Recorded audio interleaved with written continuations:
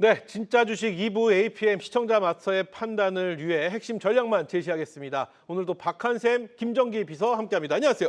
네, 안녕하세요. 반갑습니다. 설 연휴 지나고 처음 인사드립니다. 아, 그러네요. 까치랠리, 요즘 까치랠리를 느낄 수 있는 우리 시장이 아닌가 싶은데요. 설 연휴 동안에 가장 많이 친척분들하고 모였을 네. 때 들었던 이야기가 뭐였나요? 뭐 시장 이야기도 좋고 아닌 이야기도 좋습니다. 아, 네. 박한샘 뭐 친척분들이 뭐 얼굴 폈다. 얼굴 폈다. 요즘 뭐 시장이 좋아서 아예 그렇게 생각을 많이 하시고 그리고 저도 동의합니다. 제가 뭐 한 번 건물 몇 개 올린 줄 알아요. 지수가 5천이니까 네. 1000포인트 올라갈 때마다 하나씩 주변 분들은 근데 그거에 사실 저희가 그거에 따라가지를 못하는 경우도 있잖아요. 삼성전자 하이닉스를 갖고 있지 않은 경우라든가 아니면 다른 형태라든가 그러면 이제 오히려 그런 분들 또 주식에 대해서 많이 물어보시는 그래요? 것 같습니다.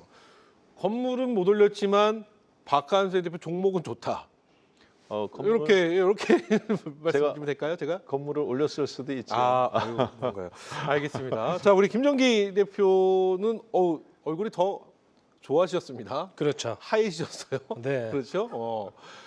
명절 때 주변 뭐 지인들이나 가족들 모였을 때 가장 많이 듣던 이야기 뭐가 있어요? 시장 이야기 나왔나요? 시장 이야기도 나오긴 했죠. 그래요? 어떤 이야기가 나왔을까요? 이제 삼성전자를 언제 팔아야 되냐. 저랑 똑같네요.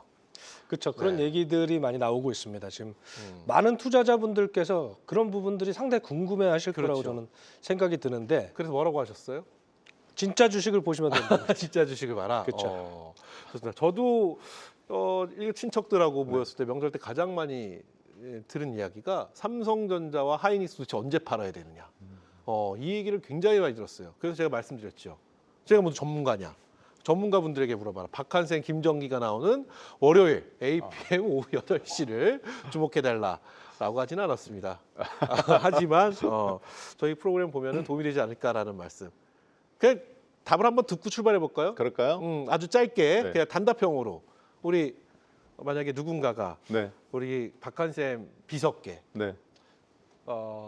삼성전자나 하이닉스는 언제 팔아야 되나요? 라고 물어본다면 답은? 저는 한 11월부터 하이닉스 125만 원을 이 자리에서 125만 원. 얘기했던 거 기억나실 거예요. 1,100만 원 마이크론 테크놀로지의 시총과 비교해서 실적. 그래서 하이닉스가 일단 100만 원은 돌파할 걸로 보여진다. 그래서 125만 원. 근데 그때가 38만 5천 원이었거든요. 근데 아우. 그 얘기를 해가면서 저도 황당한데 그러니까 주변에서 건물 올린 줄 알죠. 그리고 하이닉스는 지금 한 127만 원 정도까지는 가능. 왜냐하면 하이닉스가 이번 연도 매출액이 97조예요. 그래요. 순이익이 영업이익이 47조입니다. 그런데 작년도에 좋습니다. 네. 그 자세한 얘기 잠시 후에 하고 네. 삼전은 그러면 삼성- 얼마에 파나요? 라고 물어보면 저는 삼성전자는 좀 딜레마가 있다고 봐요. 어, 여기에서 40만 원까지 갈 수도 있고 40. 그리고 아니면 15만 원까지 다시 내려갈 수도 있는데 삼성전자가 16기업에서 16기업으로 네. 그러니까 HBM의 지금 가장 선두잖아요, 한국이. 네. 그런데 삼성전자가 하이닉스한테 지금 1등 자리를 뺏긴 지 딱 1년 됐습니다. 네, 그렇죠. 그렇기 때문에 과거에 보면 그 하이트 맥주가 음. 오비 맥주를 이긴 경우, 그 다음에 2등이 1등이 된 경우, 이런 경우들은 완전히 이게 바뀌거든요. 그래서 삼성전자는 약간은 저는 변수가 있다고 보고 오히려 하이닉스가 더 예측 가능한 모델이라고 보고 있습니다. 15 또는 40 이렇게 말씀해 주셨는데 이것도 잠시 후에 반도체 이야기하면서 깊이 있게 다뤄보도록 하겠고요. 우리 김정기 비서는 주변에서 네. 삼전닉스는 얼마에 팔아요? 라고 하면 딱 명쾌하게 단답형으로 뭐라고 대답해 주시나요? 지금은 팔 때가 아니다. 지금 팔 때가 아니다. 그렇죠. 지금은 팔 때가 전혀 아니다라고 말씀을 드릴 수 있을 것 같고요. 네. 지금 이따가 잠시 후에 말씀드리겠지만 이익 추정치가 뭐 지금 최대로 많이 뽑은 곳은 245조까지 얘기를 하고 있어요. 네. 26년에 이익만 245조입니다. 그렇기 때문에 지금 저는 한참 남았다라고 보고 있습니다. 저는 친척들이 물어봤을 때 이렇게 얘기했습니다. 지수 플레이 따라가는 게 어떻겠느냐. 얼마까지 보시냐. 그래서 물어보면서는 한 7,500에서 7,800까지는 충분히 가지 않겠느냐라는 기대감에 그때 같이 보면 어떻겠느냐 하는데 이게 오답일까요? 그것도 잠시 후에 그렇죠. 저희가 이야기해서 또 풀어보도록 하나의 하겠습니다. 방법이 될 수 있다고 봅니다. 그래요. 한번 풀어보도록 하겠습니다. 자, 그러면 본격적으로 출발해 보도록 하겠습니다. 시청자만 바라보는 APM 본격적으로 출발해 볼 텐데요. 우리 시장의 분위기와 상관없이 우리 비서실은 언제나 냉정해야 됩니다. 자, 오늘 시장에서 시청자분들이 가장 궁금해하는 이야기 빅퀘스천으로 출발해 볼 텐데요. 먼저 첫 번째 퀘스천부터 만나보도록 하겠습니다. 보여주시죠. 자, 오늘 첫 번째 퀘스천입니다. 글로벌 상승 1위 코스피 노무라 증권 8,000피 간다. 뭐 제가 아까 7,800 이거 국내 증시, 국내 증권사에서 나온 얘기였거든요. 노무라 증권에서는 8,000포인트까지 예측했습니다. 지금 글로벌 시장 전체 상승률 1위, 그건 누가 뭐래도 지금 대한민국 시장이 상승률 1위입니다. 전망 쪽으로 한번 먼저 여쭤봐야 될 것 같은데 어떻게 보시나요? 8,000피까지 간다라고 보시는지 우리 박한샘 비서께 먼저 여쭤볼 텐데 8,000피까지 간다고 보시는지와 함께 네. 중요한 거는 신용입니다. 네. 지금 앞서도 제가 방송 들어오기 전에 기사를 또 쭉 오늘 봤더니 이런 기사가 있더라고요. 코스피 놓친 개인 투자자분들 코스닥에 비투한다. 맞습니다. 이런 기사 헤드라인을 보고 그래? 이게 좋다라고 봐야 되는 건지 좀 주의가 필요하다고 봐야 되는 건지 그래서 우리가 더 그만큼 중요한 게 아닌가라는 생각을 해봅니다. 어떻게 평가하실까요? 일단은 노무라 증권이 발표를 했다는 거에 네. 저는 별을 5개 만점에 1개 주고 싶어요. 별 한 개. 노무라에 대한 노무라에 대한 신뢰성이 신뢰성인가요? 사실은 많이 떨어집니다. 네. 왜냐하면 노무라 증권이 과거에도 보면 국내 시장에서 이제 항상 이렇게 어떻게 본다면 이제 뒷북에 대한 부분들 그거는 어쩔 수가 없죠. 왜냐하면 아무래도 일본 중심의 증권사고 네. 그리고 아시아 화폐 중심으로 설명을 할 수밖에 없기 때문에 제가 노무라를 폄하하는 게 아니라 노무라 증권이 국내 주식 시장에 대해서 사실은 되게 안 좋게 그동안 1년 전, 2년 전부터 보고 있었거든요. 그러다가 이제 5천 지금 6천 포인트인데 그 부분에서 좀 그런데 근데 이거는 있어요. 8천 포인트로 본다. 골드만삭스도 한 지금 7,500, 7,800 네, 보는데 그렇죠. 이제 노무라 8천 보고 심지어는 뭐 어디 증권사는 우리나라 이제 10,000포인트 국내 정책적으로 이렇게 보잖아요. 근데 이게 당장은 실현이 안 될 수 있다 하더라도 시간적으로는 좀 가능한 수치이기도 합니다. 근데 요거 한 것만 잠깐만 보실까요? 네. 오늘 금요일 날 시가총액이 우리나라 시가총액이 4,654조 원입니다. 그런데 한국의 GDP는 2조 달러예요. 네. 한마디로 2,800조 정도 됩니다. 전 세계 GDP, OECD국 전 세계 GDP 순위로 보면 한 13번째에서 11번째 사이이고요. 근데 시가총액은 지금 7등에서 한 8등, 5등 정도. 최고 엊그저께 프랑스가 신고점이 나왔으니까 약간 이제 서로 이제 바뀔 수도 있는 상황인데 그러면은 지금 우리나라 시가총액 수준이 이 GDP 대비 한참 앞서 있거든요. 네네. 근데 유럽이라든가 일본이 대부분 2 이상이기 때문에 한국도 지금 이제 거기에 맞추면은 시가총액이 지금 한 5조 6천억 정도. 그러니까 8,000포인트 가능하다는 게 포커스가 나오는데 사실은 약간 오버된 측면이 저는 있다고 보고 있고요.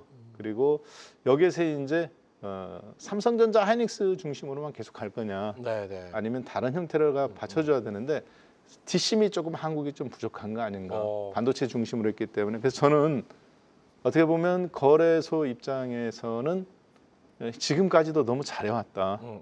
그리고 앞으로는 다지기가 좀 필요하다고 그래요. 다지기. 예, 왜냐하면 저희도 이렇게 예전에 보면 광주에서 그 아파트가 한번 무너진 적이 있었잖아요. 시멘트가 굳기 전에 네. 예, 겨울에 이제 그게 딱 굳은 다음에 그걸 양생이라고 그러는데 굳은 다음에 그 다음 건물을 무게중심을 올려야 되는데 주식도 좀 그런 측면이 있습니다. 지금 우리나라 GDP 대비 올라왔기 때문에 이게 본질 가치라기보다는 좀 더 다지고 가야 되는 시간이 필요하지 않는가? 그럼 이렇게 봐야 되네요. 8,000피까지 우리 시장 가긴 할 텐데 이게 좀 빠른 속도로 가는 것보다 좀 다지면서 좀 천천히 가줄 필요가 있다 이렇게 해석하면 되는 걸까요? 현재 시가총액 대비로 본다면 네.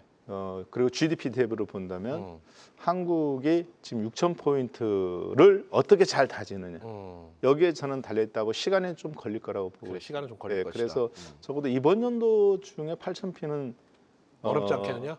조금 하반기로 넘겨야 되지 않나. 하반기 후반부로. 그리고 하반기 후반. 그럼 이번 연도긴 하네요. 이번 연도지만 한 저는 11월이나. 근데 그때는 연말에? 경제 상황이 또 변할 수 있으니까.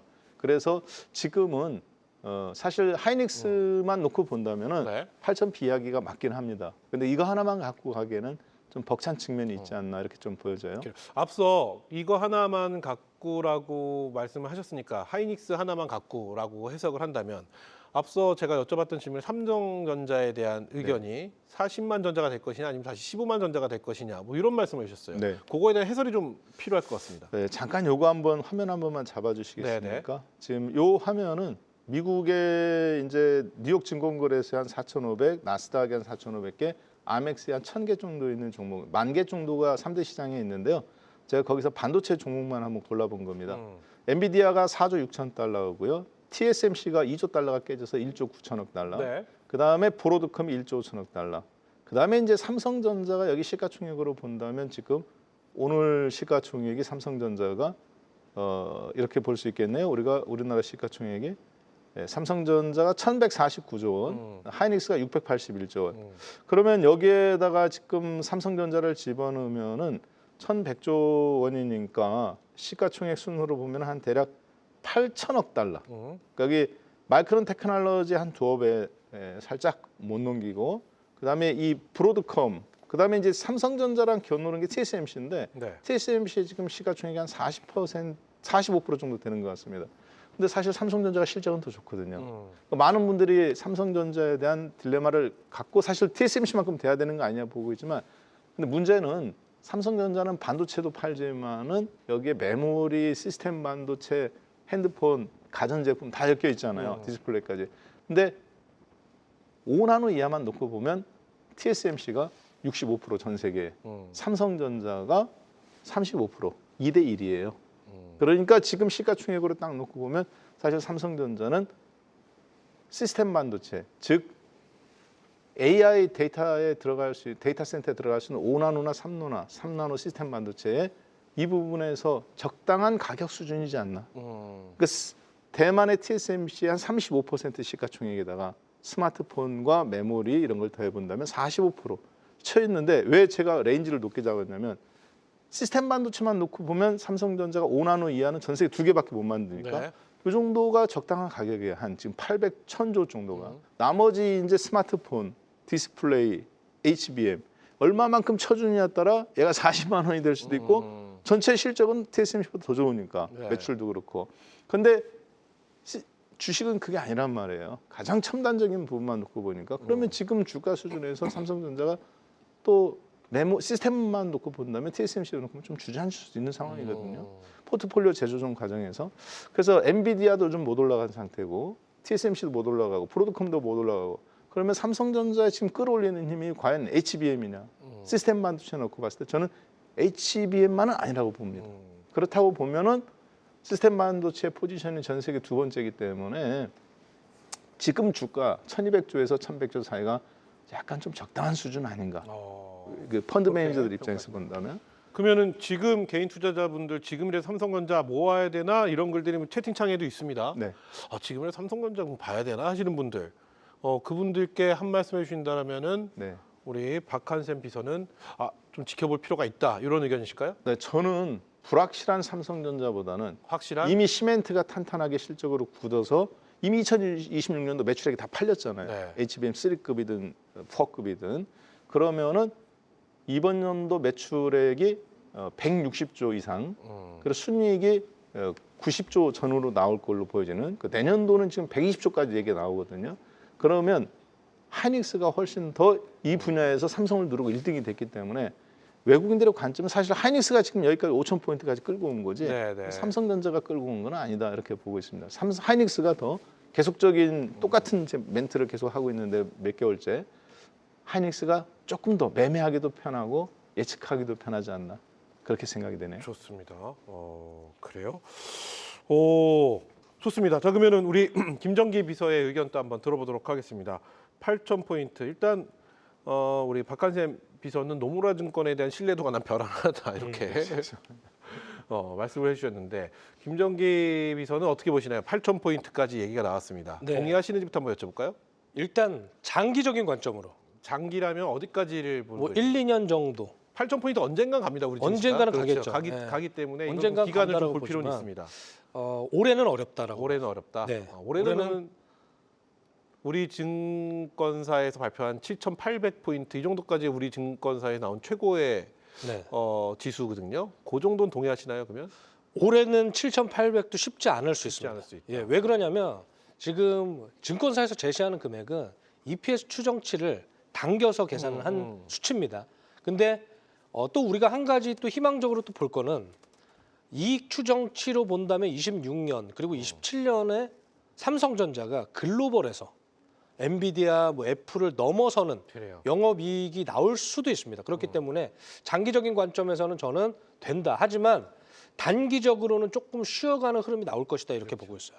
아니 저희가 네. 3,000포인트에서 5,000포인트까지 숨도 쉬지 않고 올라왔잖아요. 네, 그렇죠. 그렇기 때문에 이게 굉장히 쉽다고 생각해서 그러면 연말까지 7,000, 8,000 가는 거 아니야라고 하지만 굉장히 사실은 그렇죠. 이게 쉽지 상상도 않은 일은- 못했던 네, 수치죠, 상상도 지금. 못했던 상황이고 그래서 지금 글로벌에서 우리 증시가 가장 강한 모습을 보인다 네. 이런 평가를 하고 있는 건데 그래서 많은 분들이 생각하는 것 중에 하나가 이 신용잔고 부담에도 이 계속해서 추가 상승을 할까라는 오히려 그런 생각을 하고 있는 시장의 현 상황입니다. 이 부분에 대해서 어떤 의견 갖고 계실까요? 일단 2월 초에 신용융자잔고가 역사적 최고치를 갱신을 했습니다. 그렇기 때문에 그런 흐름을 본다면 단기적으로는 지금 매크로 변수에 대한 이런 불확실성이 너무나 많기 때문에 잠깐의 어떤 불확실성만 생긴다고 하더라도 가격 조정을 좀 세게 받을 수 있습니다. 하지만 제가 항상 강조드리지만 1분기에는 기간 조정으로 가지 않을 것이다. 네. 단기 가격 조정 이후에는 다시 한번 반도체 중심의 어떤 포트폴리오가 구축되면서 외국계 IB라든지 해외 IB라든지 기관 자금도 다시 반도체를 사면서 끌고 갈 수 있는 그런 흐름이 나올 것이다. 저 이렇게 보고 있기 때문에 신용 부담이 단기적으로 지금 이런 불확실성 속에서는 조금은 쉬어가는. 왜냐하면 우리가 항상 강세장에는 약세였던 흐름을 잊어버려요. 그런데 우리가 한 2, 3거래일만 연속적으로 좀 빠진다고 하더라도 아마 개별 종목에 있어서는 그래요. 낙폭이 상당히 커질 겁니다. 그렇기 때문에 그런 흐름도 우리가 염두하면서 운용하는 것이 좋겠다라고 조심스럽게 한번 말씀을 드리고 싶습니다. 좋습니다. 지금 우리 시장 역대급 불장입니다. 네. 굉장히 뭐 판이 좋다. 놀 수 있는 판이 잘 열려 있다. 이런 얘기를 하는데 그런 와중에서도 외국인들의 매도세는 계속해서 좀 이어지고 있는 그런 모습을 보이고 있는데 지난 20일까지 코스피 시장에서 외국인들이 9조 1,500억 이상을 매도하는 모습이었습니다. 판이 좋은데 외국인들의 매도세는 어떻게 해석을 해야 되는지 오늘 짧게 한번 여쭤보고 다음 이슈 만나보겠습니다. 네, 최근에 1월 달이죠. 2월 지금 2월 달에 외국인들이 10조 3,800, 5천억을 팔았고요. 그 전에 또 좀 팔긴 했습니다만은 그래서 누적으로 보면 방금 얘기하신 대로 그 1월 달과 합치면 9조 8천억대인데 사실은 외국인들이 팔기는 했지만 네. 현재 외국인들이 10조 팔기는 했는데요. 네. 이 외국인들이 갖고 있는 현재 우리나라 4,700조 원 중에 그래요. 1,700조 원을 갖고 있습니다. 그렇죠. 크게 걱정할 필요 없다. 그러니까 네. 아직 0.6% 팔았네요. 그래요. 그러면 저도 사실 걱정은 크게 안 하는 게 우리 또 예탁금이 100조가 네. 넘습니다. 예, 그렇기 때문에 뭐 그러니까 이 정도 1억 갖고 있는 입장에서 네. 본다면은 지금 한 67만 원 팔은 거거든요. 100만 원, 일일비하지 말자. 네, 100만 원도 안 팔았기 때문에 사실은 좋습니다. 이 포지션 갖고 외국인이 털었다 보기는 좀 어려울 것 같고 어떤 계기가 있어야 되는데 과연 이제 이 뭐 최근에 나오는 여러 가지 이슈들 중에 이게 계기가 되느냐 이걸 좀 점검할 게 필요한 것 같습니다. 김정기 비서는 이게 지금 외국인들의 그 매도 상황을 보고 일각에서는 이게 뭐 단순 차익 실현이냐 아니면 이게 수급에 대한 변화가 이제부터 시작되는 거 아니냐 이건 의견을 놓고 이제 서로 많은 이야기들을 하고 있는데 네. 어느 쪽을 보고 계시나요? 일단 이제 뭐 지금은- 단기 차익 실현 쪽으로 보시나요? 그렇죠. 단기 차익 실현이죠. 왜 그러냐면 지금 해외 IB들은 반도체 비중이 상당히 높았습니다. 그렇기 때문에 만약 시장이 단기 변동성이 나온다. 왜냐하면 지금까지 거의 한순간도 쉬지 않고 계속 지속적으로 달려왔기 때문에 반도체 비중에서 이제 상법 개정이라든지 여러 가지 정책 모멘텀이 있는 뭐 금융주라든지 또 최근에는 뭐 MLCC부터 여러 가지 맞습니다. 섹터로 로테이션이 좀 나오는 그런 흐름이기 때문에 다시 한번 조금 쉬어가는 흐름 뒤에는 반도체 중심으로 상승하는 랠리가 나올 것이다. 저는 이렇게 보고 있습니다. 좋습니다. 자 이렇게 해서 첫 번째 빅히스천 저희가 만나봤고요. 계속해서 두 번째 다음 빅히스천 만나보도록 하겠습니다. 보여주시죠. 자, 두 번째 빅캐치입니다. 20만 전자, 100만 닉스 눈앞, 반도체 슈퍼사이클 지속. 앞서 이 이야기 우리 박한샘 비서가 살짝 언급을 해 주시긴 하셨습니다. 저는 이걸 좀 여쭤보고 싶어요. 지금 20만 전자와 100만 닉스를 눈앞에 두고 반도체 슈퍼사이클이라고 하는데 우리가 또 지금 가장 주목하고 있는 부분 중에 하나는 25일입니다. 네, 엔비디아의 실적 발표. 그렇죠. 저 이거부터 여쭤보고 싶어요. 앞서 뭐 우리가 반도체 100만 닉스가 갈 것이냐 20만 전자 갈 것이냐보다 중요한 거는 눈앞에 있는 25일에 엔비디아의 관전 포인트는 어딘가요? 네, 미국 시간으로는 25일, 네. 한국 시간으로는 이제 26일 7시 장 끝나고 바로 이제 발표가 엔비디아 실적 발표가 예상이 되는데요. 관전 포인트는 저는 이미 TSMC에서 답이 나왔다고 봐요. TSMC? 예. 왜냐하면 제가 짜장면집을 해요. 네. 근데 수타라고 생각 보십시오. 네. 수타인데 매주 밀가루를 10포대씩 쓰다가 이번 주에는 9포대로 줄었어요. 그러면 매출액을 가늠을 해볼 때 네. 어떻게 생각할 수 있을까요? 짜장면이 잘 안 팔렸다. 10% 안 정도 안 팔렸다. 팔렸다. 이렇게 보죠. 아니면 가격을 올려서 가격으로 이제 10,000원 받던 짜장면을 12,000원 올려서 그래서 매출은 변화는 없겠죠. 짜장면 그릇수는 줄었어도 네. 이런 두 짜장면 가지를 가격을 올렸기 때문에. 네. 네. 그래서 네. 이 집이 짜장면 잘 되는지 안 되는지 보려면 그 밀가루를 보면 되겠죠. 그런데 저는 엔비디아 실적을 보기 전에 TSMC가 지금 AI 반도체를 데이터 센터에 들어가는 반도체는 어차피 3나노예요. 5나노가 아니라. 그럼 3나노 중심으로 H200은 5나노. 그다음에 지금 블랙웰 200 같은 경우는 3나노. 앞으로 이제 X 이제 100하고 200이 나오게 되는데 네. 이거 같은 경우는 이제 1.5나노나 1나노거든요. 그럼 이걸 만들 수 있는 나라는 TSMC와 삼성전자인데 엔비디아는 삼성전자한테 반도체를 단 한 개라도 주문을 줍니까 안 줍니까? 지금 상황에서요. 예. 엔비디아는 지금 삼성전자 하나도 안 하나 주죠. 안 줬죠. 오로지 네. TSMC한테만 찍어서 받죠. 애플도 마찬가지고.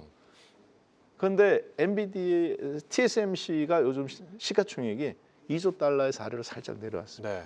못 가요. 어. 왜냐하면 앞으로 가격을 이제 올린다고 그러거든요. 그리고 물론 엔비디아 입장에서는 구글이 1,800억 달러, 그다음에 이제 그리고 아마존이 2,000억 달러를 이번 연도에 투자하기로 했지 않습니까? 지난주에 우리도 여기서 이 자리에서 제가 같이 얘기했던 것 같은데 그래가면서 현금 흐름이 너무 많으니까 엔비디아 입장에서는 이게 매출로 잘 나올 것 같긴 하지만은 TSMC가 지금 반도체 가격을 다 올리기로 했습니다. 네. 그렇기 때문에 그런 부분에서 본다면 엔비디아도 실적이 조금 둔화된, 그러니까 주가가 퍼포먼스가 안 나와요. 지금 미국도 신고점을 못 뚫는 이유가. 그래서 저는 TSMC가 그래요. 엔비디아 가격을 이미 좀 앞서서 이야기해주지 않았나 그렇게 좀 보여집니다. 좋습니다.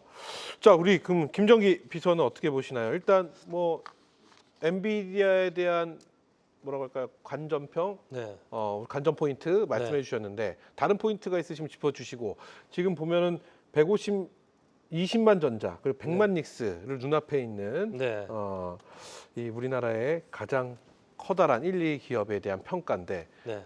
이 부분에 대해서 앞서 이야기를 저희가 못 들어봤거든요. 어떤 생각을 갖고 계실까요? 지금 저는 2018년에 슈퍼사이클이라고 했었어요. 네. 근데 그 기존에는 시클리컬의 산업에 이런 일부의 반도체로 봐야 된다라고 저는 그렇게 평가를 했었는데 지금은 이제 시클리컬이 아닙니다. 반도체는 구조적인 성장의 시그널이 나왔다. 그래서 지금 주가도 지금 뭐 패닉 바잉 상태지만 지금은 반도체 칩 자체가 메모리 칩 자체가 공급 부족을 넘어서 패닉 바잉을 하고 있는 상태입니다. 그렇기 때문에 지금 영업이익 추정치가 245조, 하이닉스가 지금 179조 원까지도 추정치가 나왔습니다. 물론 이게 실제로 이루어질지 안 이루어질지는 그때 돼봐야 알겠지만 저는 이게 가능할 수도 있겠다라는 생각이 드는데 최태원 회장이 지금 직접 밝힌 내용을 좀 말씀드리면 HBM 마진이 한 60% 정도 됩니다. 그리고 일반 메모리 마진이 한 80% 정도 수준까지 올라왔어요. 그래서 지금은 돈을 쓸어 담는 구조인데 저는 엔비디아의 가이던스도 상당히 중요하지만 마이크론을 좀 볼 필요가 있다고 좀 말씀드리고 싶어요. 마이크론 같은 경우에는 지금 없어서 못 파는 단계이기 때문에 증설을 해야겠죠. 네. 근데 증설을 하면 시간이 걸리겠죠. 그렇죠. 그러니까 이제 증설을 하지 않고 PSMC라고 해서 대만의 퉁러라는 공장의 P5 라인을 팹을 그냥 사버립니다. 지금 어느 정도로 급박한 상황이냐면 그만큼 하루라도 한시라도 빠르게 뭘 만들어서 팔 수만 있다면 뭐라도 지금 마이크론을 할 수 있다라는 그런 심정으로 인수를 하는 그런 계약 체결을 하고 있다라고 보시면 될 것 같고 여기에 이어서 SK 하이닉스도 M15X 팹 그리고 삼성전자도 P4 이어서 P5까지도 지금 증설을 하고 있는 상황입니다. 그렇기 때문에 이 반도체 슈퍼 사이클이 저는 쉽게 끝나지 않고 물론 숨고르기는 필요하겠지만 숨고르기 이후에 우리의 예상보다 조금 더 길게 갈 수도 있겠는데 라는 지금 데이터들을 지금 확인하고 있거든요. 그렇기 때문에 앞으로는 이제 D램 생산 능력을 얼마나 더 많이 늘릴 수 있느냐 그 기준을 가지고 앞으로 업사이드가 나올 것 같고 데이터 센터와 이제 피지컬 AI까지 해서 모든 산업에 이제 반도체 칩이 쓰인다라고 봤을 때는 네. 이제 지금 지난달 기준으로 D램이 한 24% 정도 가격이 올랐고요. 낸드 플래시가 65%의 가격이 상승을 했습니다. 폭발적으로 가격이 상승하고 있기 때문에 이 사이클에서 저는 쉽게 꺼지지 않을 것이다 이렇게 보고 있습니다. 좋습니다. 이 반도체에 대해서 좀 궁금한 것도 많고 일각에서 제가 봤을 때는 400만 닉스 그리고 두 배니까 80만인가 80만 전자인가 네. 까지 얘기하시는 분을 봤었는데 어쨌든 궁금한 부분이 굉장히 많은데 일단 다음 또 퀘스천 만나보고 또 시간이 허락이 된다면 계속해서 여쭤보도록 하겠습니다. 자, 계속해서 세 번째 퀘스천 만나보겠습니다. 보여주시죠. 자, 세 번째 퀘스천입니다. 상법 개정 기대소 보험주 급등 미래에셋생명 상이라는 헤드라인입니다. 지금 보면은 상법 개정 기대 속에 보험주들 굉장히 좋은 모습을 달려주고 있습니다. 우리 증시에 과연 이 상법 개정안 기대감, 우리 증시에 어떤 영향을 미칠 거라고 보시는지 총평을 한번 들어보고 싶습니다. 먼저 우리 박한샘 비서부터 여쭤볼게요. 네, 이제 이 상법 개정은 이번이 3차입니다. 네. 상법 개정인데요. 이렇게 생각하시면 돼요. 민주당 쪽에서 주장하고 있는 매운맛, 매운맛. 아주 매운맛. 그 다음에 이제 국힘 쪽에서 주장하고 있는 정말 순한 맛. 순한 맛인데 정말 순한 맛이거든요. 그러니까 그거는 아까 안 하는 게 차라리 더 후퇴하는 걸 수도 있기 때문에 안 하는 게 나을 수도 있고요. 맛이 있는지 없는지 모르는 맛. 네, 그렇죠. 완전 순한 맛. 네. 근데 정말 매운맛은 가장 매운맛이 어떤 거냐면 자사주를 상법 개정 이번에 딱 통과되자마자 네. 한 달 내로 다 소각시킬 거냐 아니면 6개월 내로 다 소각시킬 거냐.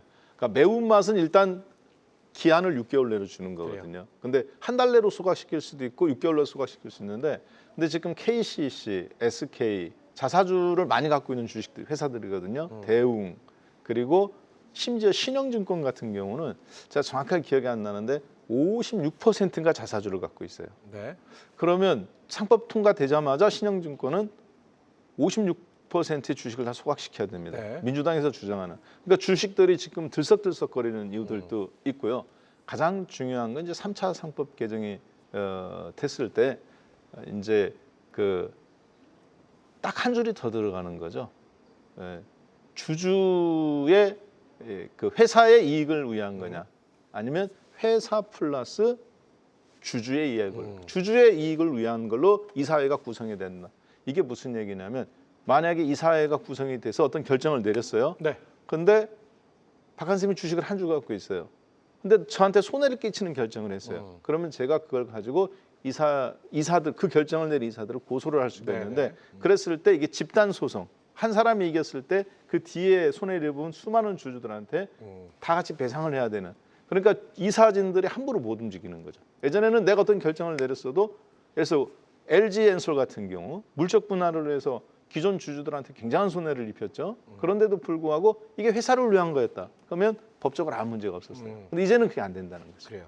그렇기 때문에 이 상법 개정안에 대한 기대감이 통과가 매운맛으로 통과가 되면 지주사들은 다 급등 나오는 거죠. 좋습니다. 네. 지금보다 적어도 많게는 50-60%, 길게는 뭐 100% 이상 종목들도 많을 거예요. 그러니까 그럼으로써 지금 보험주 상법 개정안으로 지금 탄력 굉장히 보험주, 은행주, 증권주들 지금 굉장히 좋은 흐름을 보이고 있고 어느 쪽으로 좀 봐야 되나 이런 의견도 하고 계시는 분들이 많을 텐데 네. 저는 이렇게 여쭤보고 싶습니다. 지금 보험, 은행, 증권주 중에서 무엇이 가장 센지, 뭐 어떤 네. 섹터가 가장 센지 뭐 그것이 정해진다라면 그것 때 반도체를 놓고 봤었을 때 어느 쪽으로 지금 접근하는 게 투자 전략적으로 가장 좋을까요? 일단은 고민되시죠? 네, 고민이 되는데 성향 차이인 것 같아요. 성향의 차이다. 충청도 스타일은 은행, 보험, 증권 이쪽에 좀 안정적인 거. 약간 경상도와 전라도처럼 뭔가 도전하고 공격적인 주도에서 놀아야 되는 이런 거라면 저는 반도체. 그렇게 보시는구나. 네, 왜냐하면 지역을 그렇게 보시는구나. 좀 반대로 보고 있는. 예를 들어서 나는 배당이라든가 이런 거 안정적인 네. 걸 원한다. 그러면은 보험이나 지주사들이 지금 이게 처음 우리나라가 이제 만들어진 금융 선진국으로 가는 거거든요. 네, 네. 유럽이나 미국처럼 되는 거니까. 네, 그렇게 그럼 생각이 됩니다. 박한샘 비서는 개인적인 성향으로는 어느 쪽이세요? 저는 고향이 서울이시잖아요. 저는 충남입니다. 충남이면 예, 금융주 쪽으로 가시겠구나. 대대로 충남인데 속 터져요. 금융주가 속이 터지니까 깔끔하게 반도체 갖고 주류에서 놀아야 됩니다. 사실은 네. 개인 투자자분들 중에서 금융주, 보험주 이쪽이 이렇게 움직이는 건 아마 처음 보신 분들이 거의 대다수가 아닐까. 그렇죠. 라는 생각을 하는데 어쨌든 나는 그래도 반도체 쪽으로 갈 것이다라고 말씀하셨어요. 만약에 제가 그게 좋았다면 충청도에서 계속 살았겠죠. 알겠습니다. 뭔가 성공하고 싶고 주류에서 놀고 싶고 그러니까 서울에 왔고 최고가 되고 싶으니까 진짜 주식 2부에 출연하는 거예요. 알겠습니다. 자, 이어서 우리 김정기 비서도 총평을 한번 들어보고 싶습니다. 네. 총평을 먼저 들어보고 같은 질문으로 마무리 짓게요. 일단 어떻게 뭐라고요? 3차 상법 개정안 우리 시장에 미치는 영향 어떻게 보실까요? 일단 코리아 디스카운트의 해소의 시작이자 실전편이자 저는 주주 환원의 서막이다라고 생각을 합니다. 그래서 지금 말씀하신 대로 뭐 매운맛 뭐 계속 말씀을 하셨는데 어쨌든 자사주 소각은 의무화의 가능성이 높아지고 있어요. 그렇죠. 그렇다면 유통 주식 수를 줄이게 되면 주당 순이익을 즉각적으로 좀 높이는 효과가 일시적으로는 좀 발생을 할 수 있습니다. 그렇기 때문에 저는 긍정적인 흐름이 나올 것이다라고 보고 있고 여기에 이제 앞으로 추가적으로 뭐 세법부터 여러 가지 개정들이 나온다라고 한다면 정말 우리나라 증시도 주주 중심의 주주 환원 중심으로 좀 긍정적인 흐름이 나올 것이다 이렇게 보고 있고요.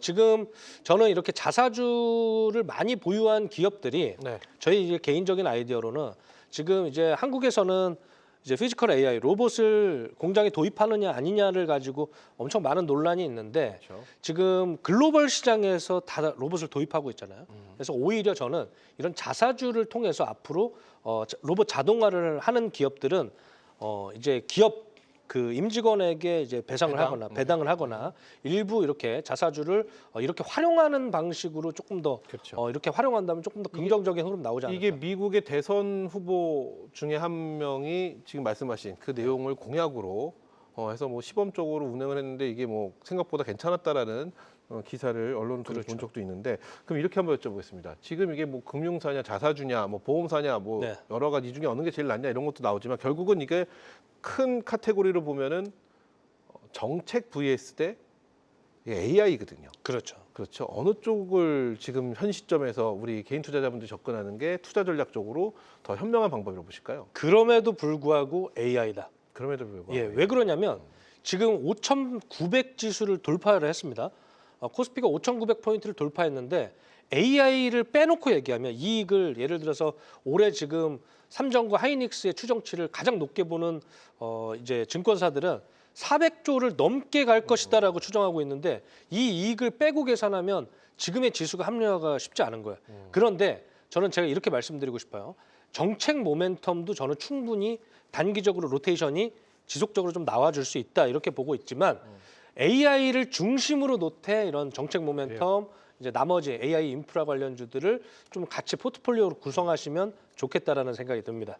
그렇다면은 뭐 AI가 기본적으로 포트 안에 있을 테니까 추가적으로 종목에 대한 매수를 좀 더 해볼까라는 생각이 있으신 분들이 접근하는 그 투트랙 전략으로 가는 게 가장 현명한 방법이다. 현명한 방법이죠. 좋습니다. 이 정도로 한번 이야기하고 마무리 지어야 될 것 같습니다. 자, 이렇게 해서 오늘 시장에 대한 주요 이슈를 다른 세 가지 빅퀴즈 우리 시청자 마스터께는 어떻게 판단하셨을지 궁금합니다. 자, 이제 다가올 내일장을 위해 내일 전략 리포트로 또 보완 정리하도록 하겠습니다.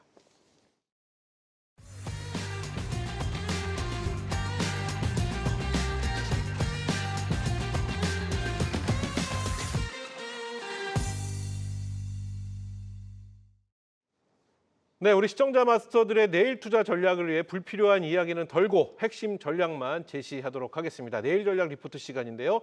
자, 먼저 첫 번째 브리핑, 우리 박한샘 비서의 브리핑부터 확인해 보겠습니다. 보여주시죠. 자, 박한샘 비서의 브리핑입니다. 기호지세 6,000p 그리고 이 리스크로서는 관세 무효를 말씀해 주셨고요. 기회 요인으로는 견고한 반도체를 말씀을 해 주셨습니다. 기호지세, 호랑이 등에 올라탄 기세. 네, 맞습니다. 근데 저 호랑이 등에 올라탄 걸 굉장히 저는 네. 뭐라고 힘차게 달리는 그런 뭐 용맹 막 돌진 앞으로 막 진격 앞으로 뭐 이런 호세로 보지만 저는 기호지세를 볼 때 저기서 떨어져서 낙마했을 경우에 크게 다친다. 저는 또 이런 쪽에 좀 표현을 좀 더 많이 쓰고 있거든요. 네, 맞습니다.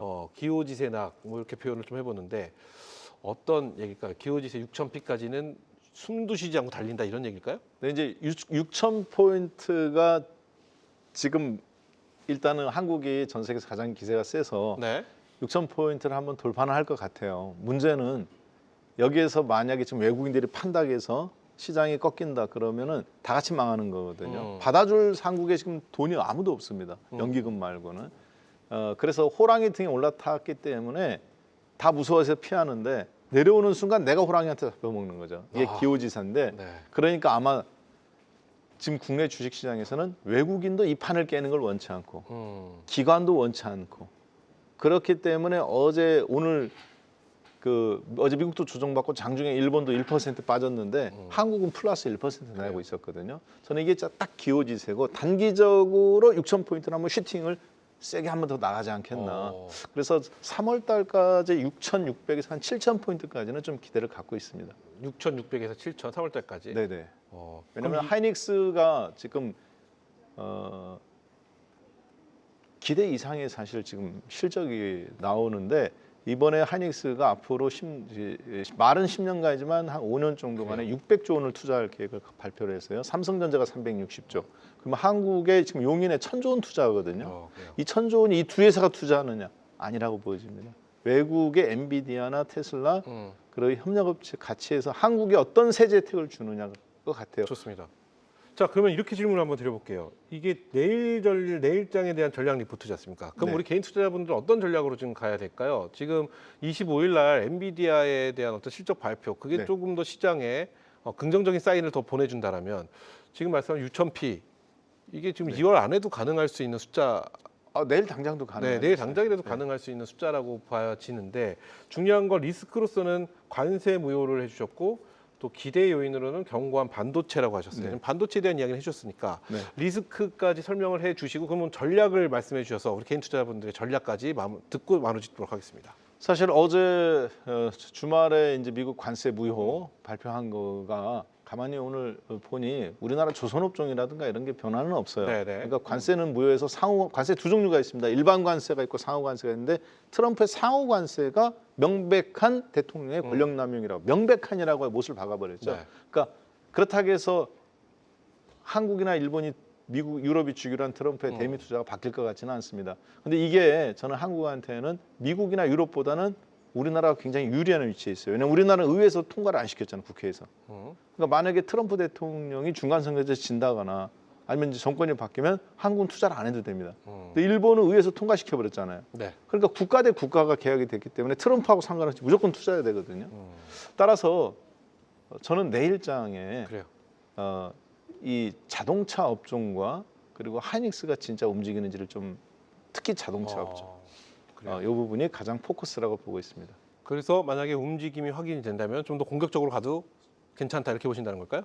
이 사실은 한국한테는 긍정이라고 보고 있습니다. 네. 왜냐하면 대미 관세 리스크가 있는데 미국 입장에서는 그런데 구심점은 사라졌거든요. 왜냐하면 사법부에서는 무효라고 하지.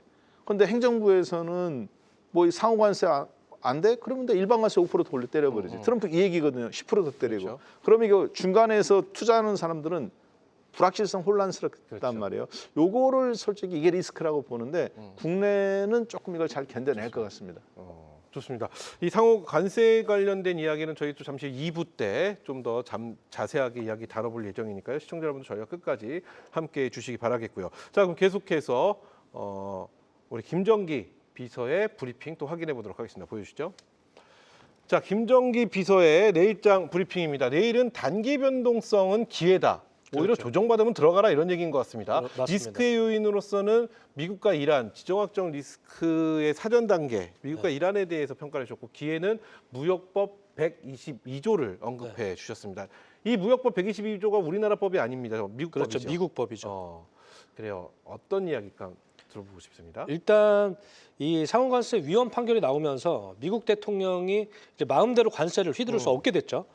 자, 그런데 이제 앞으로가 중요한데 트럼프 대통령이 즉각적으로 우리 그러면 관세를 무역법 122조를 꺼내서 15% 관세를 올리겠다라고 네. 얘기했습니다. 그럼 우리가 잘 생각해 보면요, 무역법 122조는 상단이 관세가 15%로 막혀 있습니다. 그렇다고 한다면 우리는 오히려 또 수혜를 받을 수 있는 그런 흐름이 나올 수 있다라고 오히려 기회다. 그렇죠. 그리고 여기에 트럼프 대통령이 무역법 122조 관세를 발표하면서 자동차나 핵심 가전은 뺄 수도 있다라는 이런 여지를 좀 남겼기 때문에 미국에 공장을 많이 지어준 한국 같은 경우에 여기 면제 리스트에 들어갈 가능성도 저는 앞으로 남아 있다라고 보고 있고 그래요. 가장 직접적인 비교 대상이 대만인데 트럼프 대통령이 미국 반도체 비즈니스를 뺏어갔다라고 네네. 지금 공언을 했습니다. 그렇기 때문에 지금 대만은 무역법 301조 불공정 무역에 대해서 최우선 타겟이 될 가능성이 있습니다. 물론 이 남의 불행이 우리의 이익이 되면 안 되겠지만 저는 오히려 TSMC에 비해서는 지금 SK나 삼성 같은 경우에 미국의 테일러 팹 공장도 많이 짓고 있고 그렇기 때문에 오히려 또 수혜를 받는 그런 혜택을 받는 국가가 한국이 되지 않을까 이렇게 보고 있고요. 또 현대차와 기아 같은 경우에도 마찬가지로 지금 미국 생산 비중이 올해 2월 기준으로 50%를 넘어갔습니다. 그렇기 때문에 전기차 전용 공장까지 완성이 된다라고 한다면 일본이나 유럽에서 만들어서 수출하는 그런 비중이 높은 경쟁사들보다 훨씬 더 우위에 있다. 그렇게 본다면 반도체 피지컬 AI가 저는 당연히 강세라고 나오고 있고 내일 당장을 본다면 오늘 강세를 나타냈던 섹터 뭐 MLCC라든지 네. 뭐 관련 이제 상법 관련해서 이런 관련 섹터들이 보험주라든지 그렇죠. 네. 좀 강세를 이어나가지 않을까 이렇게 보고 있습니다. 좋습니다. 그렇기 때문에 내일은 단기 변동성은 오히려 기회가 되지 않겠느냐 이렇게 말씀해 주셨는데 저 리스크 요인 보면은 미국과 이란을 말씀해 주셨거든요. 네. 이건 어떻게 해석해야 될까요? 이게 지금 뭐 하단에도 나가고 있습니다. 전쟁이냐 타협이냐의 갈림길에 네. 있는데 이것을 확인하고 이거를 변동성은 기회다라고 보고 가야 되는 건지 아니면은 확인을 하지 않더라도 일단 어떤 조정의 변동성만 나오면 무조건 기회라고 보시는지 이게 좀 헷갈리긴 합니다. 저는 지금 마음이 제일 급한 투자자들은 이제 막 시장에 들어온 투자자들이라고 생각을 그렇죠. 합니다. 여태까지 그렇죠. 구경하고 계시다가 네. 야 지금이라도 해야 되겠다 하시는 네. 건데. 근데 지금 지난 48시간, 그러니까 지금 48시간 더 넘었겠지만 미국의 입장에서 본다면 F-22 랩터 그리고 F-35 라이트닝 같은 스텔스 전투기를 50대 이상 전투기를 중동에 지금 투입하는 그런 네네. 흐름이 나왔습니다. 지금 과거의 이라크 전쟁 이후에 최대 규모예요. 그렇기 때문에 저는 만약에 정말 최악의 경우를 생각한다고 하더라도 이 전쟁은 길게 끌고 가진 않을 것이라고 보고 있고 물론 전쟁이 안 나는 것이 더 좋겠죠. 하지만 지금 이란 같은 경우가 지금 15일 내외에 협상을 진행하자라고 트럼프 대통령이 제시를 하다 보니까 이란에서 한 가지 또 제안을 했는데 고농축 우라늄이 지금 핵무기로 사용될까 봐 그래요. 문제가 되는 거거든요. 그래서 60% 고농축 우라늄을 국제 원자력 기구 IAEA 감시하에 20%로 낮추자 이렇게 입장을 밝혔기 때문에 이런 것들이 협상이 잘 되면 또 긍정적인 흐름이 나올 수 있겠지만 지금 현재 시점에서 비중을 뭐 급하게 확대할 필요까지는 없을 것 같다. 조금 더 시장 상황을 관망하면서 현재 일부 보유 비중을 가지고 좀 운용을 하자라고 말씀을 드리겠습니다. 좋습니다. 자 이렇게 해서 내일의 전략을 리스크와 기회로 구분해서 저희가 만나봤는데요. 자 시청자 마스터께서는 어디에 기회가 있는지 판단이 필요할 듯합니다. 자 계속해서 유망한 종목들을 만나보는 시간 비서진의 보고서 배틀로 이어갈 텐데요. 먼저 지난주 수익률 보고서부터 빠르게 또 확인해 보겠습니다. 저희 비서진들이 지난주 제출했던 탑픽 종목의 성적표가 도착했습니다. 바로 보고 드리겠습니다. 먼저 박한샘 비서입니다. 레이크 머티리얼즈 2월 9일에 제시했었고요. 손절가를 지켜낸 이후 상단을 향해 재차 반등하는 흐름 보여줬습니다. 이어서 김정기 비서입니다. 오로수 테크놀로지 역시 같은 날 제출했었고요. 목표가는 32,000원 설정했는데요. 28,050원까지 도달하며 손절 라인을 이탈하지 않은 채 목표가를 향해 우상향 흐름 이어갔습니다. 이 종목들에 대한 추가 대응 전략은 무엇일지, 그리고 오늘 새롭게 제시할 비서진들의 탑픽 종목까지 지금 바로 확인해 보시죠. 네, 이렇게 해서 지난 배틀 수익률의 종목에 대한 리뷰를 만나봤는데 저희 리뷰를 짧게 만나보고 그리고 이제 오늘의 종목들 살펴보도록 하겠습니다. 먼저 우리 박한샘 비서, 네. 레이크 머티리얼즈입니다. 레이크 머티리얼즈는 만약에 2만 원을 깨면 그냥 처음에 말씀드렸던 대로 기계적으로 자동 손절을 좀 말씀드릴게요. 네네. 자, 그리고 나서 한번 만약에 더 아래로 밀린다 그러면 다시 2만 원에서 18,000원 사이에서 팔았던 거에 한 3분의 2 정도 1차 매집, 그리고 만약에 18,000원 아래로 한 번 더 내려온다면 2차 매집을 계속 분할 매수로 말씀드리겠습니다. 좋습니다. 그럼 보유하시는 분들의 어떤 대응 전략을 말씀해 주셨고, 만약 신규 레이크 머티리얼즈도 관심 있다 하시는 분들은 지금 접근하기 어떻게 보시나요? 지금은 확인을 하고 들어가야 될까요? 아니면 지금 접근하기 지금 괜찮은 위치라고 보시나요? 거래량으로 보면 아직 주포도 정리하지 않았고 그리고 들어갔던 고점에서 물렸던 분들도 손절을 아직 안 나왔어요. 네. 거래량이. 그래서 저는 한 번은 흔들기를 나올 거라고는 그래요? 보고 있습니다. 그래서 그 부분을 한번 좀 노려서 18,000원 전후까지 만약에 내려오면 뭐 적극적인 매수지만 지금 상태에서 2만 원에서 18,000원에서는 한 절반 정도, 중장기적으로 레이크 머티리얼즈는 신고점 가능성이 매우 높다고 보여져요. 좋습니다. 자, 이어서 우리 김정기 비서의 종목, 리뷰 종목 만나볼 텐데요. 오로스 테크놀로지를 네. 말씀해 주셨습니다. 어떤 전략이 필요할까요? 일단 오버레이 계측 장비를 하는 기업이기 때문에 HBM이건 낸드건 오버레이 계측 장비가 반드시 필요하다라고 좀 말씀을 드리고 싶고, 제가 손절가로 제시드렸던 23,000원을 네. 터치만 하더라도 기계적인 손절을 하시고 네. 재매수하더라도 로스컷 규정을 명확하게 지키셔야 된다라고 말씀드리고, 장기적인 관점에서 올해 흑자 전환의 가능성이 있습니다. 그렇기 때문에 이런 기업들은 저점에서 좀 분할 매수 관점으로 매집하는 전략, 저는 여전히 유효하다라고 말씀을 드리겠습니다. 네, 좋습니다. 자, 이렇게 지난주 수익률, 지난주는 연휴 때문에 쉬었고 지지난주죠. 정확히 말하면 지난주에 수익률 보고서를 저희가 만나봤는데요. 그럼 오늘의 종목은 과연 무엇인지 비서진의 보고서 배틀 지금 바로 출발해 보도록 하겠습니다. 자, 비서진의 보고서 배틀, 현대차의 팔다리 그리고 2조 원이라는 키워드를 선택을 해 주셨는데요. 자, 현대차의 팔다리고 무슨 얘기일까요? 어떻게 해석해야 될까요? 네, 현대자동차가 자동차를 사실 만든다라기보다는 조립을 하죠. 그러려면 그 부품을 누구한테 받아야 되는데 그런 팔다리 역할을 해주는 회사를 말한다고 보시면 되겠습니다. 현대차의 부품. 네, 맞습니다. 한 겹밖에 기억이 안 나는데요. 그렇죠. 네, 너무 쉬운 힌트를 주셨습니다. 자, 그러면 우리 김정기 대표는 2조 원이라고 하셨어요. 2조 원. 이게 또 무슨 얘기인지 먼저 들어보고 이야기 나눠볼게요. 어떤 이 기업일까요? 회사가 구미에 있는 드림 팩토리 공장에 2조 원 가까이 투자를 했습니다. 이제는 조금씩 회수하는 흐름이 나올 것이다, 이렇게 보고 있습니다. 업종이 뭔가요? 섹터가? 반도체? IT입니다. IT? 네. 좋습니다. 자, 그렇다면 두 분의 종목, 과연 어떤 종목으로 준비를 하셨는지 두 분의 종목 공개합니다. 자, 먼저 우리 박한샘 비서는 역시 현대모비스를 팔다리라고 말씀해 주셨고 2조 원, LG이노텍이 2조 원에 대한 투자를 한 건가요? 네, 그렇습니다. 좋습니다. 먼저 현대모비스부터 어떤 내용인지 만나보겠습니다. 네, 현대모비스는 관세 무효라는 트럼프의 그 상호 관세 무효라는 대법원의 판결. 그랬을 때 사실 중간에서 가장 반도체는 관세를 1000%를 때려도 괜찮아요, 한국은. 그래요. 왜냐하면 어차피 독점이니까 대만하고 한국에. 자, 그런데 자동차는 대체제가 있거든요. 포드도 있고 GM도 있고 토요타도 있고. 그래서 애매모호했는데 어찌됐든 법적으로는 관세가 무효가 됐으니까 현대차는 일단 그 부분에서 가변적인 관세에 대한 것이 일단 종결이 됐다. 그래서 리스크 해소로 현대자동차 부품주 가장 앞으로 중고차 시장뿐만 아니라 이런 데서 수혜를 입을 걸로 보여집니다. 좋습니다. 이렇게 해서 현대모비스 말씀해 주셨는데요. 목표가 57만 원, 손절가 40만 6천 원. 제시해 주신 현대 오비스 저희가 만나봤고요.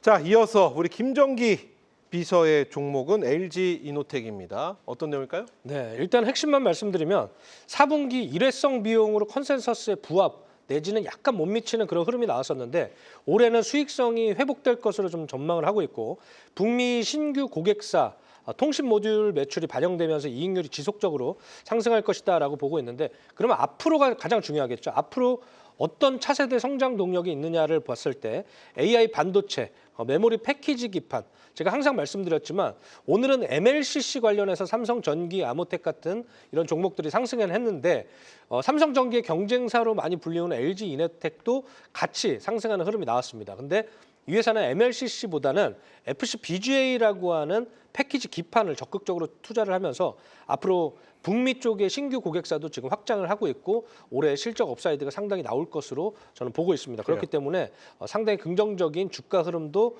이제 앞으로 신고가 랠리까지도 한번 볼 수 있는 그런 흐름이 나오지 않을까 이렇게 보고 있습니다. 좋습니다. 그래서 LG 이노텍 만나봤는데요. 목표가 선절가 확인해 보겠습니다. 자, LG 이노텍에 대한 목표가는 32만 원, 선절가는 23만 원 제시해 주셨다. 이렇게 말씀드리겠습니다.